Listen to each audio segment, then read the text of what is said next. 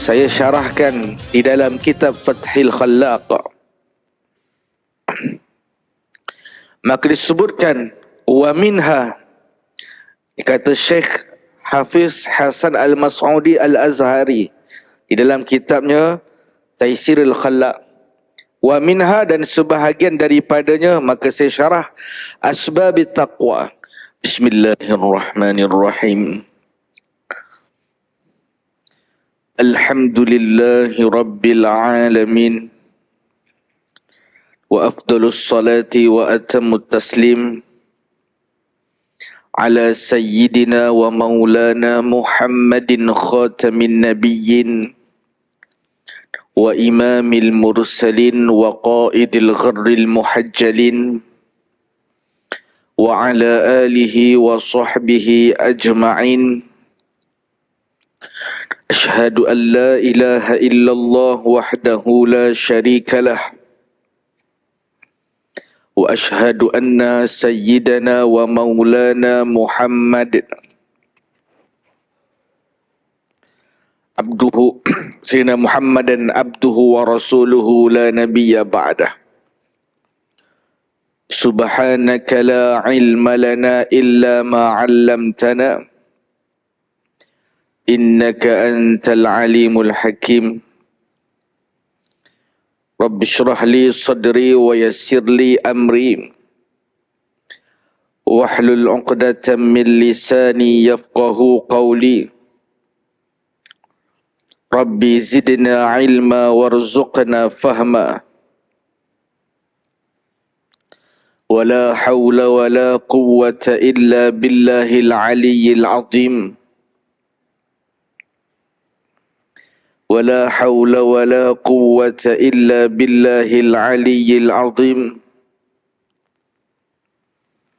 ولا حول ولا قوة إلا بالله العلي العظيم. أما بعد. السلام عليكم ورحمة الله وبركاته. Tuan-tuan yang dirahmati Allah Subhanahu wa ta'ala, ibu-ibu yang dikasihi muslimin dan muslimat, alhamdulillah kita berkumpul di rumah Allah Subhanahu wa ta'ala. Kita dipertemukan, dikumpulkan oleh Allah Subhanahu wa ta'ala, dan kita ingin menjadi orang-orang yang diredai Allah Subhanahu wa ta'ala. Maka kita telah dipilih oleh Allah Subhanahu wa ta'ala untuk duduk di dalam rumahnya ini, untuk sama-sama kita membaiki diri kita daripada yang tidak baik kepada yang baik, kepada yang baik, dan terus menjadi baik.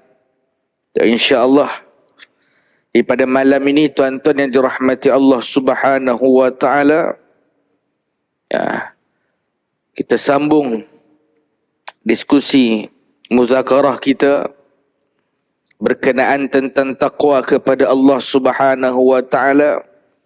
InsyaAllah pada malam ni kita bawa tajuk sebab-sebab seseorang itu bertakwa kepada Allah Subhanahu wa ta'ala. Ini disebut di dalam kitab Taisirul Khallaq dan saya syarahkan di dalam kitab Fathil Khallaq. Maka disebutkan wa minha, kata Syekh Hafiz Hasan Al-Mas'udi Al-Azhari di dalam kitabnya Taisirul Khallaq, wa minha, dan sebahagian daripadanya, maka saya syarah asbabit taqwa. Maka sebahagian daripada sebab-sebab seseorang itu bertakwa kepada Allah Subhanahu wa ta'ala ialah an yatazakkara ihsan Allah, yani an yatazakkara al-'abdu ihsan Allah ay rahmatahu minal ataya. Seseorang hamba itu mengingat akan kebaikan, ihsan, kebaikan Allah Subhanahu wa taala, yakni rahmatnya Allah Subhanahu wa taala, minal ataya, dari sudut kurniaan yang Allah taala berikan kepada seseorang hamba itu. Ilahi, kepadanya hamba, fi jami'il ahwal, pada sekalian keadaan, pada segenap keadaan. Min haitsu iqbalun ni'mati ilaihi bisyukri 'alaiha fala yakfur bima an'amallahu ta'ala alaihi minan ni'am. Cerita mudah-mudah tuan-tuan, sebahagian daripada sebab seseorang itu boleh menjadi takwa, boleh bertakwa kepada Allah Subhanahu wa taala, dia mengingati nikmat-nikmat yang Allah taala berikan kepadanya. Min haitsu iqbalun ni'mati ilaihi, daripada sekira-kira nikmat itu datang kepadanya. Dengan apa dia mengingati nikmat tersebut? Bisyukri 'alaiha, dengan dia mensyukuri nikmat-nikmat yang Allah Ta'ala kurniakan kepadanya. Fala yakfuru bima an'ama Allah, maka dia tidak sama sekali mengkufuri nikmat-nikmat yang Allah Ta'ala berikan kepadanya. Fala yakfuru bima, maka dia tidak mengkufuri bima an'ama Allah Ta'ala alaihi minan ni'am, terhadap apa sahaja yang Allah Ta'ala berikan kepadanya. Dia tidak mengkufuri nikmat yang Allah Ta'ala berikan kepadanya. Maka ini sebab seseorang itu menjadi takwa kepada Allah Subhanahu wa Ta'ala. Maka disebut fa'lam, maka ketahuilah, anna syukra, akan bahawa sesungguhnya yang dimaksudkan dengan syukur itu, anna syukra ay anna haqiqata syukri, hakikat sebenar syukur itu, sarful abdi jami'a ma an'amallahu ta'ala alaihi ila ma khuliqa bihi, yaitu seseorang hamba itu menggunakan sekalian nikmat yang Allah Ta'ala berikan kepadanya, ila ma khuliqa bihi, kepada barang yang diciptakan, kepada apa? Kepada mana digunakan nikmat yang Allah Ta'ala berikan kepadanya sesuai dengan apa tujuan nikmat itu diciptakan, sesuai dengan apa hikmah tujuan nikmat itu diciptakan. Ini tuan-tuan, maksudnya apa? Maksudnya nak jadi orang yang bertakwa, kena bersyukur kepada Allah Subhanahu wa Ta'ala, hargai segenap nikmat yang Allah Ta'ala berikan kepadanya. Ini tuan-tuan yang dirahmati Allah Subhanahu wa Ta'ala. Kira-kira kalau kita nak kira nikmat yang Allah Ta'ala berikan kepada kita, mampu tak kita untuk mengiranya, menghitungnya? Tidak mampu, terlalu banyak, kan? Nikmat kita boleh menghirup udara segar, dan kita mengeluarkan karbon dioksida. Nikmat kita boleh berjalan. Nikmat kita boleh melihat apa yang di depan mata kita. Macam-macam nikmat yang Allah Ta'ala berikan kepada kita. Maka kita gunakan nikmat tersebut sesuai dengan apa hikmah nikmat itu diciptakan. Ada sebahagian daripada kita yang alhamdulillah dikurniakan harta yang banyak, dikurniakan rezeki yang luas. Allah Ta'ala berikan macam-macam kepadanya. Dia syukur. Dia tidak menggunakan harta nikmat yang Allah Ta'ala berikan kepadanya itu untuk membeli barang-barang yang terlarang. Sebaliknya dia membantu orang yang memerlukan. Tuan-tuan yang dirahmati Allah Subhanahu wa Ta'ala, saya baru-baru ni tuan-tuan sakit gigi ni. Dan sekarang pun masih sakit sikit ni. Tak boleh nak mengunyah sangat. Belum tua lagi. Tapi kalau dah sampai masa sakit tu sakit lah. Sekarang pun masih sakit lagi. Boleh bercakap tapi tak boleh nak mengunyah sangat. Sakit pedih. Jadi bila orang sakit gigi ni tuan-tuan, dia tak cakap banyak. Kan? Dia cakap benda-benda yang perlu. Kalau dia cakap pun kadang-kadang orang nampak dia ni macam tension je. Saya baru-baru ni balik Kedah, balik kampung. Ya. Jadi masa balik tu, tiba-tiba dia datang, dia macam menyengat. Nak cakap, aduh, sakit. Kena cakap juga. Jadi masa tu saya tanya, pergi rumah saudara, pergi rumah kawan ayah saya tu, nak buang sampah. Tanya, makcik tu sampah mana? Makcik tu ingat saya marah. Kan? Makcik tu sampah mana? Saya terpaksa cakap sebab sakit. Baik. Makcik tu tengok, dia ni marah kenapa pasal apa? Sebab sakit kan. Tapi masa kita sakit ni tuan-tuan, tuan-tuan pun kita pernah rasa sakit. Kita sangat menghargai nikmat sihat tu. Kan? Orang kalau dia sakit gigi, dia tak boleh mengunyah berat-berat. Dia mengunyah ayam pun kadang-kadang pakai gigi depan. Kalau dah sakitnya geraham. Jadi saya sakit geraham, jadi kunyah gigi depan. Macam tengok orang makan seronok gitu kan. Lambat kunyah. Kan? Jadi bila jadi macam tu tuan-tuan, saya cerita ni pasal apa? Bila jadi macam tu, saya rasa Allahu Rabbi. Seronoknya kalau gigi okey apa semua kan. Masa tu, kita menghargai nikmat sihat tubuh badan.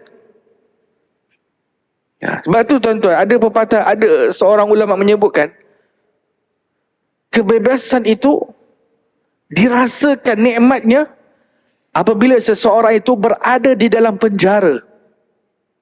Ketika mana dia berada di dalam penjara, dia merasa besarnya nikmat kebebasan. Orang yang merasai nikmat sihat, yang bersyukur nikmat sihat, yang betul-betul merasai nikmat sihat ialah orang yang merasai kesakitan. Dia rasa, ya Allah, sekiranya aku diberikan kesihatan tubuh badan, aku akan melakukan macam ni kaza wa kaza. Ini tuan-tuan, betul atau tidak? Kita tak boleh nafikan tuan-tuan, ini betul. Bila kita demam, kita teringat, ya Allah, seronoknya sihat. Kan? Orang kalau contoh orang kena COVID, salah satu simptom seseorang itu kena COVID, na'udzubillah min zalik, ialah dia tu hilang deria rasa. Tuan-tuan, bila kita hilang deria rasa, kita makan ayam pun rasa macam makan masa isap, macam tak rasa apa. Kan? Rasa sama je. Kan? Jadi bila dia rasa macam tu, Allahu Rabbi, seronoknya tengok orang makan sedap-sedap, dia rasa kesedapan tu. Tuan-tuan. Oleh sebab itu tuan-tuan, kan, kalau ada orang sakit, kan, jangan bawa makanan yang dia tak boleh makan. Kan? Tuan-tuan, memang kita dituntut wa'iyadatul marid, menziarahi, menjenguk orang sakit tu memang dituntut, tapi perlu ada adab dan etikanya. Tahu dia tak boleh makan, kita bawa ayam goreng. Lelas yang makan ayam goreng ni siapa? Yang jaga orang sakit tu lah. Kan? dia terasa tuan-tuan, ya Allah, seronok je dapat makan, aku tak sihat. Itu di antara etika lah kan. Jangan bawa benda yang dia tak boleh makan. Baik. Jadi sebahagian di antara sebab-sebab seseorang kita menjadi bertakwa kepada Allah Subhanahu wa taala ialah kita mengingati segenap pemberian yang Allah Taala berikan kepadanya. Wa man kana kadzalika al-mazkur min tazakkuri ihsanihi ta'ala ilaihi. Dan orang yang macam itu, wa man kana kadzalika, dan orang yang sedemikian itu, yakni dia mengingati segenap pemberian kebaikan yang Allah Ta'ala berikan kepadanya, la yanbaghi, maka tidak sepantasnya li'abdil mahin, bagi hamba yang hina, an tujahida ni'matahu, an tujahida ni'matahu, bahawa dia mengingkari nikmatnya, bahawa dia mengkufuri, mengingkari nikmat yang Allah Ta'ala berikan kepadanya. La siyama ni'matani, lagi-lagi dua nikmat, wahuma ni'matul imani wal islam, yang kedua-dua nikmat itu adalah nikmat iman dan nikmat Islam. Kan? Maka seseorang yang seperti demikian, yang menghargai nikmat yang Allah Ta'ala berikan kepadanya, sama sekali tidak sepatutnya an tujhida ni'matahu, bahawa dia mengingkari nikmat yang Allah Ta'ala berikan kepadanya. La siyama ni'matani, lagi-lagi dua nikmat agung yang sudah dia dapatkan, yang sudah Allah Ta'ala kurniakan kepadanya, adalah ni'matul imani wal Islam, nikmat iman dan nikmat Islam. Tuan-tuan yang dirahmati Allah Ta'ala, jadi dia kena bersyukur nikmat Allah Ta'ala berikan kepadanya. Lagi-lagi hari ini kita ni tuan-tuan diberi dua nikmat agung daripada Allah Subhanahu Wa Ta'ala, ialah nikmat iman dan nikmat Islam. Tanpa kedua nikmat ini, mana mampu kita melakukan perkara yang diperintahkan oleh Allah Subhanahu Wa Ta'ala. Tuan-tuan, kita takut tuan-tuan, iman di dalam hati kita dicabut oleh Allah Subhanahu Wa Ta'ala. Terbimbang tuan-tuan. Kalau nikmat sakit, kan, itu insya-Allah tidak mengurangi keimanan kita kepada Allah. Bahkan kadang-kadang apabila seseorang itu diuji dengan sakit, dia makin ingat kepada Allah, maka sakit itu adalah rahmat kepadanya. Tuan-tuan, kita bimbang kalau kita ditarik keimanan kita. Kita bimbang sekiranya kita tidak diberi hidayah untuk melakukan perkara yang diredai Allah Subhanahu Wa Ta'ala. Berapa ramai di kalangan kita, berapa ramai di kalangan manusia-manusia yang tidak mendapatkan hidayah daripada Allah Subhanahu Wa Ta'ala. Tuan-tuan, kata guru kami, Baba Mat Mawi, dia sebut apa? Kita ni bila tengok orang buat maksiat, kita ni bila tengok orang buat dosa, kita kena kesian ke dia. Doa semoga Allah Ta'ala berikan taufik dan hidayah kepadanya. Kan? Kita ni tuan-tuan, kita nak semua orang jadi baik. Kan? Kita nak semua orang jadi baik. Nabi SAW nak semua umatnya masuk syurga bersamanya. Nabi SAW sangat kasih kepada umatnya. Nabi tidak pernah melupakan umatnya. Tuan-tuan yang dirahmati Allah Subhanahu Wa Ta'ala, maka begitulah kita menginginkan agar orang yang kita kenal, orang yang kita tidak kenal, kan, semuanya menjadi baik, semuanya dimasukkan ke dalam syurganya Allah Subhanahu Wa Ta'ala. Wa minha, dan sebahagiannya lagi sebab-sebab taqwa, ayyatazakkara al-'abdul maut. Dan di antara lagi sebab-sebab taqwa adalah seseorang itu mengingati kepada mati. Annahu sayamut, yang bahawa sesungguhnya dia akan mati.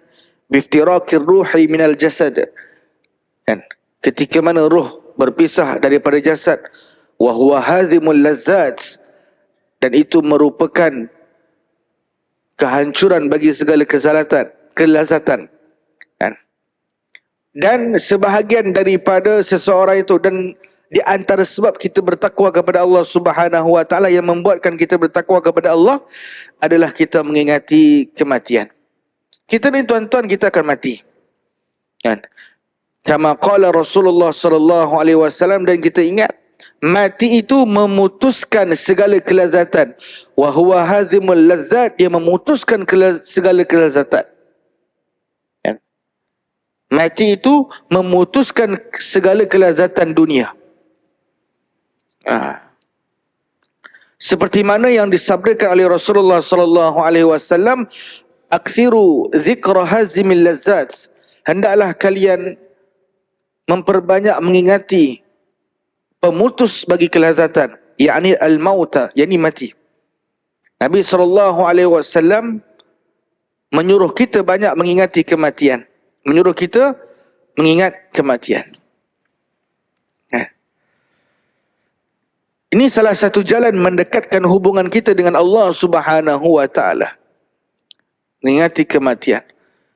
Disebut di dalam kitab Rahsia Kematian yang disusun oleh Al-Imam Qurtubi, sebagaimana seseorang itu, kan, dia akan mendapatkan, kan, hubungannya makin dekat dengan Allah Subhanahu Wa Ta'ala apabila dia mengingati kematian. sering menziarahi kubur. Ya. Kalau kita melihat kubur orang Islam, yang kita ingat adalah kita akan satu masa nanti kita akan mati. Contoh yang dirahmati Allah Subhanahu wa taala. Jadi saya secara peribadi tuan-tuan, tahun ini, tahun 2012 ni, saya boleh cakap ini merupakan tahun kesedihan bagi saya lah. Sebab banyak orang yang saya sayang meninggal pada tahun ini. Di antaranya mak mertua saya, meninggal pada 5 Syawal. Kemudian makcik saya, 2 bulan sesudahnya meninggal makcik saya. Kemudian sebulan sesudah tu meninggal lagi makcik saya. Meninggal orang-orang yang saya kasih, orang-orang yang saya sayang, orang-orang yang saya sempat bermain, bergurau senda pada saya kecil. Jadi mak saya beritahu saya, dia cakap, lihat pada tahun ini ngah. Dia bagi saya angah. Banyak benda yang kita tak jangka. Soal ajal ni, Allah Ta'ala yang maha tahu.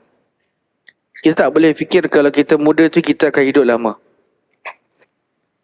Sampai satu masa, kalau memang sudah itu menjadi ketetapannya, kita akan pergi. Jadi kematian merupakan suatu pengajaran yang paling besar bagi orang yang hidup. Saya tuan-tuan yang dirahmati Allah Subhanahu wa taala, saya kira kalau menurut pengalaman peribadi saya masih teringat mak mertua saya pergi meninggal dunia depan mata saya, menghembuskan nafas yang terakhir di depan mata saya. Bila kita melihat kejadian macam tu, ya Allah ya Rabbi, terasakan yang bahawa sesungguhnya kita akan pergi juga. Kita rasa, tuan-tuan, mati ni dipanggil wajib ardi. Apa makna wajib ardi? Semuanya akan pergi. Dia tak terkait dengan af'al mukallafin. Dia tak terkait dengan perbuatan seseorang. Dia memang sudah ditetapkan oleh Allah Subhanahu wa taala. Kan? Kullu nafsin za'iqatul maut. Setiap yang bernyawa itu pasti akan merasai yang namanya kematian. Jadi seperti mana yang Rasulullah sebut, aktsiru dzikra hazimil lazzat, ya'nil maut. Adalah kalian banyak mengingati mati. Ini mati. Kalian banyak mengingat, adalah kalian banyak mengingati pemutus kelazatan, yakni kematian. Lianna man alima bil yaqin annahu sayamut. Karena seseorang yang meyakini dengan seyakin-yakinnya bahawa sesungguhnya dia akan mati, yakni bintiqalil alam, yakni minad dunya ila al barzakh, yakni dia berpindah alam daripada dunia ke alam barzakh, kan? Wa annahu laisa amamahu illa al jannah, dan bahawa sesungguhnya tiadalah di hadapannya, mana tiadalah kesudahan hidupnya.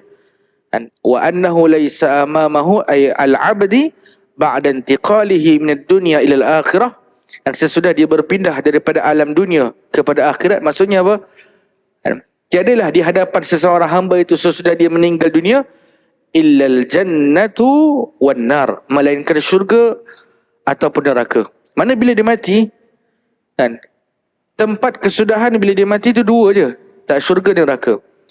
Bila sebut syurga, ta'ni ma tashtahihil anfus wa kulluha ni'matun wa hiya darun na'im fil akhirah. Syurga itu ma tashtahihil anfus, segala apa yang diinginkan oleh hati, itulah syurga. Dan tiap-tiap wa kulluha ni'mah, dan tiap-tiapnya itu adalah nikmat. Dan syurga itu adalah darun na'im fil akhirah, iaitu satu negeri yang kita akan menerima balasan nikmat sewaktu kita berada di akhirat kelak.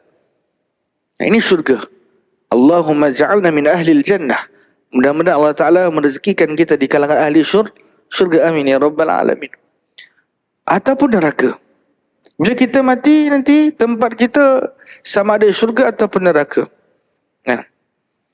Neraka itu adalah al-hararatul muhriqatu, iaitu kepanasan yang membakar. Wahiya uiddat lil kafirin, dan neraka itu disediakan bagi orang-orang yang kafir. Kama qala ta'ala, seperti mana Allah Ta'ala berfirman, fa illam taf'alu wa lan taf'alu fattakun nar allati waquduha an-nasu wal hijarah uiddat lil kafirin. Kan? Yang menjadi bahan bakaran api neraka itu adalah manusia dan batu-batu, dan neraka itu uiddat lil kafirin, disediakan bagi orang-orang yang kafir. Ini tuan-tuan, bila kita mati nanti, syurga ataupun neraka.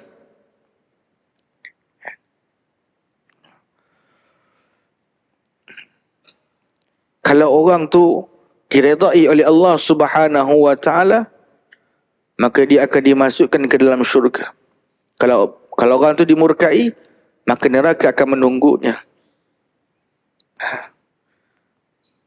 Tuan-tuan yang dirahmati Allah Subhanahu wa Ta'ala, orang yang mengingati mati ini ialah orang yang bersegera melakukan kebaikan. Orang yang mengingati mati, dia akan berusaha semaksimalnya untuk meninggalkan maksiat kepada Allah, yang menjaga solatnya. Saya dengar lagu yang dipasang oleh anak saya kadang-kadang di YouTube. Dia kata apa? Di antara orang yang selalu meninggalkan solat, di antara alasannya kita sebut, dan subuh kesiangan, zuhur kerepotan, asar di perjalanan, maghrib kecapean, isya ketiduran. Bila dia semayang? Dengar lagu tu tuan, lagu lama kan? Subuh kesiangan kan? Hari ni orang kan? Semayang subuh dalam pukul 8 pagi, terlepas subuh zuhur kerepotan. Apa maksudnya kerepotan? Susah waktu orang bekerja kan? Nak semayang lagi, nak makan lagi, apa semua kan? Asar di perjalanan, asar dah kereta boleh kerja. Akhirnya sampai rumah maghrib kecapekan, capek. Lalas Aisyah ketiduran, dia tak semayang. Ini alasan yang dikemukakan oleh orang yang meninggalkan semayang. Lepas tu tuan-tuan yang dirahmati Allah, apa segala kerja yang kita buat, jangan sampai kita meninggalkan solat, tuan-tuan yang dirahmati Allah kan? Baik, kemudian ba'athahu zalika ay ba'ithun liyakuna mutazakkira na'imil jannati wa alimin nar. Jadi mengingati mati itu menjadi pembangkit. Ba'athahu zalika, membangkit akan oleh demikian itu. Ba'ithun, yakni mengingati mati itu. Si ba'ith itu liyakuna, supaya adalah dia itu mutazakkira na'imil jannah wa alimin nar. Dengan mengingati mati itu, dia akan mengingati kan, nikmatnya syurga dan kepedihan neraka kan? Ilal a'mali salihat, dan justru daripada itu dia akan melakukan amal-amal yang baik, melakukan kebajikan. Wajtinabil muharramat hasabal istita'ati, sekira-kira mampunya, ay itaqatihi kan? Dia mencuba menjauhinya.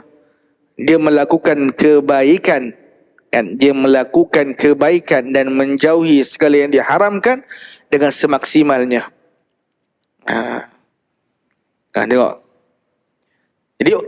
Jadi orang yang mengingati mati, secara kesimpulannya akan mendorong dia untuk melakukan kebaikan, akan mendorongnya untuk melakukan kebajikan sekira-kira apa yang dia mampu. Wa minal a'mali salihah, Dan sebahagian daripada amal-amal yang soleh, amal-amal yang baik, allati tuwassilu ila taqwa, yang menyampaikan seseorang itu kepada takwa, adalah musa'adatul muslimin, ialah membantu orang Islam, membantu orang-orang Islam. Kan? Sebahagian daripada amalan-amalan yang baik adalah membantu orang Islam, biidkhali sururi fi qulubihim, bi'i'anatihim inda ihtiyajihim al-musa'adatah. Kan? Iaitu dengan memasukkan kegembiraan di dalam hati mereka, dengan membantu mereka ketika mereka itu memerlukan pertolongan. Indah tiyajihimil musa'adata. Tuan-tuan yang dirahmati Allah Subhanahu wa ta'ala, ini di antara amalan-amalan yang baik. Kita membantu orang, kita menggembirakan orang. Tuan-tuan yang dirahmati Allah Subhanahu wa ta'ala, tadi sebelum saya sampai ke sini tuan-tuan, kan, saya isi minyak lah di Petronas, di Shah Alam. Ya, di bulatan Shah Alam ni kan terkenal dengan banyak bulatannya. Bulatan ni tu. Saya isi minyak. Di sini isi minyak tuan-tuan, ada seorang ni, saya tak tahu siapa dia. Dia kata, Assalamualaikum. Dia panggil, Assalamualaikum, boleh minta duit? Saya pun pandang, saya senyum, saya isi minyak. Kan? Tuan-tuan yang dirahmati Allah SWT, saya terfikir, saya malas nak, ni kita manusia biasa, saya manusia biasa tuan-tuan, tak terlepas daripada fikiran negatif. Saya fikir, malas nak tolong. Tengok muka pun kadang-kadang macam tak boleh bekerja, boleh berdiri apa semua. Dia berdiri sihat, tapi minta duit. Contoh itu bukan persoalannya. Saya isi minyak, saya nak masuk kereta, saya tengok dia. Dia pandang saya, dia pandang saya, pandang lama saya. Saya bagi kat dia, saya bagi duit sikit. Tak banyak tuan-tuan, tak banyak.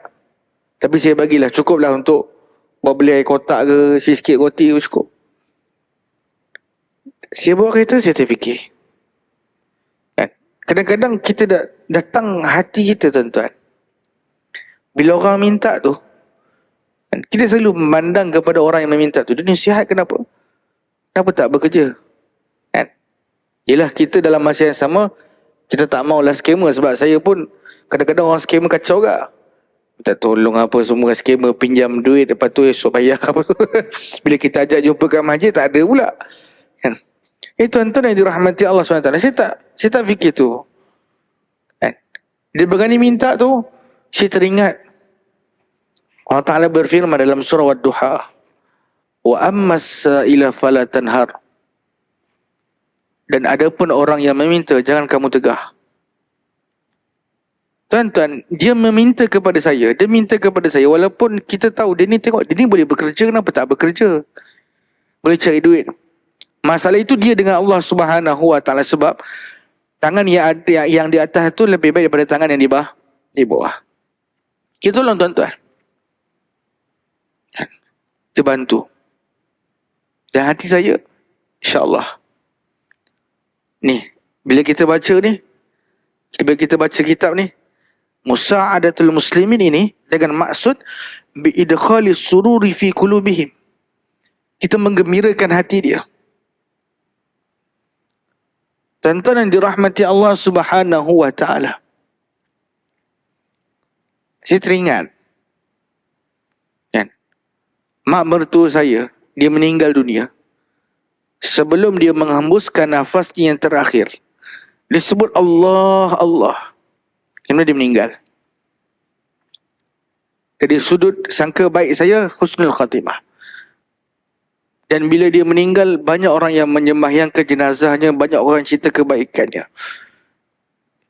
Yang saya sempat dengar, ni tak apa kita cerita orang yang dah meninggal dunia. Dia kata apa? Di antara kebaikan yang dilakukan oleh mak mertua saya ni tuan-tuan, orang cerita ni, yang ceritanya di kalangan guru-guru saya. Dia kata mak antum ni tidak pernah menolak permintaan. Kalau ada orang yang meminta, dia akan bagi. Kalau tak ada, dia akan cuba bagi apa yang ada. Kalau tak ada, dia akan cuba bagi apa yang ada. Dia tak pernah menolak permintaan. Jadi saya punya keluarga belah mertua saya ni memang dekat dengan pesantren. Memang dekat dengan pesantren, sebelah pesantren. Jadi kalau bahagian memasak tu, memang mak mertua saya lah. Masak untuk acara haul memperingati guru syekh muassis pondok tersebut. Jadi yang datang ni dalam lebih 5,000 orang, 10,000, ramai orang. Jadi orang datang minta tolong dia masak. Dia masak. Walaupun sekecil-kecil permintaan, dia akan tolong. Kalau ada jemputan kenduri, dia bukan datang time kenduri, dia datang awal sebab nak tolong. Tak pernah tolak. Akhirnya, mungkinlah sebab kan. Banyaklah kalau cerita tentang kebaikan, saya boleh fikir, Alhamdulillah. Cuma kita tuan-tuan yang dirahmati, bila saya teringat, kan, kita ni kena kurang berprasangka kepada orang. Waspada tak apa, tapi jangan berprasangka. Kan? Jadi, bila orang tu, ya tolong bantulah. Kan? InsyaAllah kita akan ditolong. Kita akan dibantu, akan ditolong. Alhamdulillah tuan-tuan yang dirahmati Allah SWT. Ada manfaatnya yang besar. Kalau kita menggembirakan hati orang ketika di dunia, insya-Allah di hari akhirat kelak Allah Taala akan gembirakan hati kita. Kan? Wa nazru ilaihim, dan memandang kepada mereka al-muslimin, kepada orang Islam itu, bi'anil atfi ay ar-rahmati bi raqiqil qalbi wasyafiqa. Memandang dengan pandangan kesayang, dengan hati yang lembut, hati yang penuh dengan kasihan, penuh dengan kesayangan. Warahmati, kan? Iaitu bi'anil atfi warahmati. Ini ataf tafsir, atfut tafsir ala ma qablaha. Kan? Iaitu pandangan yang penuh rahmat. Kan? Pandangan yang penuh kasih sayang. Khususan, lebih-lebih lagi, biwajhil khususi, fala yastaqifu ma sayadhkurul musannifu, maka tidak boleh mengambil ringan orang yang akan disebutkan oleh musannif, idza sabaqa minhum, apabila terdahulu daripada mereka orang Islam, ihsanun ilaihi. Kan? Lebih-lebih lagi kepada orang yang melakukan kebaikan kepada kita. Kan? Kita kena buat baik kepada orang, lebih-lebih orang yang telah melakukan kebaikan kepada kita. Awal daripada kita melakukan kebaikan kepadanya. Maksudnya apa? Kalau orang buat baik kepada kita, itu tersangat patut untuk kita membalas kebaikannya. Ya. Iza sabaqa minhum ihsanun ilaihi. Kan? Yani taqdimihim ihsanan ilaika fayanbaghi laka an tanzura ilaihim bi'anil atfi warahmati kama marra. Kan? Ini orang yang azan. Azan. Belum. Oh, bunyi itu. Lebih-lebih lagi kepada orang yang mendahulukan kebaikan kepada kita. Batu tuan-tuan yang dirahmati Allah Subhanahu wa taala. Saya fikir masa saya kecil-kecil dulu tuan-tuan. Kan? Kalau time bulan puasa kan, kita berjiran. Time nak dekat buka puasa tu, jiran kita datang ketuk pintu rumah kita. Assalamualaikum. Assalamualaikum. Kita pun Waalaikumsalam. Ni ada kan kuih sikit. Kan kuih. Dia hantar ke rumah kita lah. Ya, dia hantar ke rumah kita. Jadi itu bekas tu. Dia tak minta bekas. Tapi cara bagaimana kita mengembalikan bekas itu kepada orang yang memberikan kepada kita kuih tadi adalah kita memberikan makanan kepadanya balik. Ni ada orang Melayu kita. Kan? Dia bagi makanan berbuka puasa. Kita pun balas balik. Ini. Kan? Maka kebaikan itu harus dibalas dengan kebaikan. Bahkan yang Nabi ajarkan kepada kita, kejahatan itu harus dibalas dengan kebaikan juga. Kan? Kalau kejahatan itu kan selayaknya sepatutnya dibalas dengan kejahatan, apatah lagi kalau kejahatan itu kan, dianjurkan untuk dibalas dengan kebaikan, apatah lagi kebaikan, maka sepatutnya dibalas dengan bertambah baik lagi. Tuan-tuan yang dirahmati Allah SWT. Ya. Ya.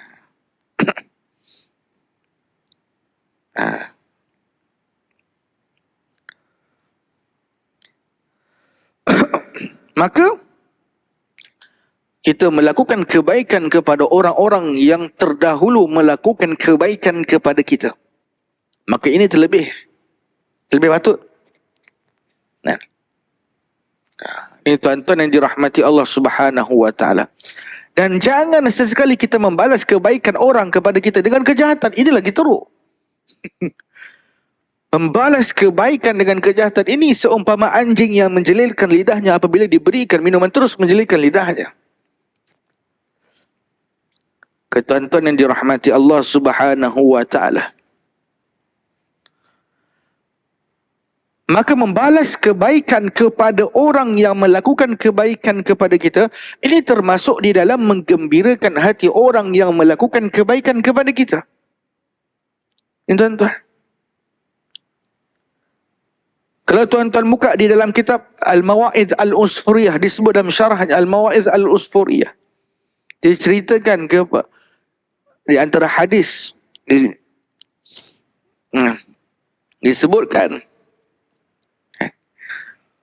orang yang menggembirakan man dakhala surura fi qulubil muslimin, orang yang memasukkan kegembiraan di dalam hati orang Islam, nanti di hari akhirat hatinya akan digembirakan oleh Allah Subhanahu wa taala, dia tidak akan merasa duka cita. Kenapa? Di dunia ini dia menggembirakan hati orang, maka di hari akhirat hatinya akan digembirakan oleh Allah Subhanahu wa taala walaupun berada di dalam keadaan yang sesak. Bayangkan tuan-tuan di mahsyar, kan, dikumpulkan daripada zaman Nabi Adam hingga ke penghujung umat zaman Nabi Muhammad sallallahu alaihi wasallam. Umat zaman Muhammad. Bersesaknya kita. Tapi kan, kalau hati kita digembirakan oleh Allah Subhanahu wa taala, masya-Allah. Tuan-tuan yang dirahmati Allah Subhanahu wa taala. Sebab itu tuan-tuan, kita harus berusaha untuk menggembirakan hati orang lain. Apatah lagi kepada seseorang yang telah mendahului kebaikan kepada kita, yang melakukan kebaikan kepada kita. Ini tuan-tuan yang dirahmati Allah Subhanahu wa taala. Kita beri laluan untuk azan insya-Allah. Kemudian wa amma samaratuha, dan adapun faedah takwa kepada Allah Subhanahu wa taala, apa kebaikan takwa kepada Allah Subhanahu wa taala, fasa'adatud daraini, maka dia akan mendapatkan kebahagiaan di dua negeri, ay ad-dunya wal akhirah. Maka orang yang bertakwa kepada Allah Subhanahu wa taala, dia akan mendapatkan kebahagiaan di dunia dan di hari akhirat. Wa yusharrihul musannifu tafsil as-sa'adati fid dunya, maka pengarang kitab ini kan memperincikan maksud kebahagiaan di dunia itu. Amma fid dunya, kan, adapun ketika di dunia, kan, fartifa'ul qadri ay ad-darajati 'inda Allah taala, maka diangkatkan darjatnya pada sisi Allah taala. Maksudnya orang yang bertakwa kepada Allah Subhanahu wa taala ini, di antara kebaikan yang dia akan dapatkan, darjatnya akan ditinggikan oleh Allah Subhanahu wa taala. Pasal apa? Li'anna at-taqwa ahabbu at-ta'ati 'indahu fabiha yakunu habiballah fakaifa la yartafi'u qadruhu. Kan? Kerana takwa itu merupakan amalan yang paling dicintai Allah Subhanahu wa taala, sesuatu yang paling Allah taala kasih. Bagaimana seseorang itu tidak akan menjadi kekasihnya Allah Subhanahu wa taala sekiranya dia bertakwa kepada Allah Subhanahu wa taala? Tengok, maksudnya apa? Takwa itu merupakan sesuatu yang paling dicintai Allah Subhanahu wa taala. Jadi bagaimana orang yang bertakwa kepada Allah taala itu tidak menjadi orang yang kekasih, tidak menjadi kekasih Allah taala, tidak diangkat darjatnya? Tengok. Maksudnya apa? Orang yang bertakwa, darjatnya pasti ditinggikan oleh Allah Subhanahu wa taala. Kan? Wa jamalu sayti dan bi husni sukutihi bi dzikrillah taala fi qalbihi. Dan baik diamnya, kan, dengan mengingati Allah Subhanahu wa taala di dalam hatinya. Wa dzikri, dan dia selalu mengingati Allah Subhanahu wa taala daripada lisannya. Fahuma yufarrihani lahu bi syauqihi ila Allah taala. Dan maka keduanya adalah akan menggembirakan dirinya dengan sebab kerinduannya kepada Allah Subhanahu wa taala. Yufarrihani lahu bi syauqihi taala.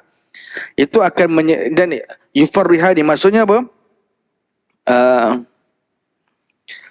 Baiknya diam dan berzikir itu dapat menggembirakan seseorang, kerana itu dapat menghasilkan kerinduannya kepada Allah Subhanahu wa taala.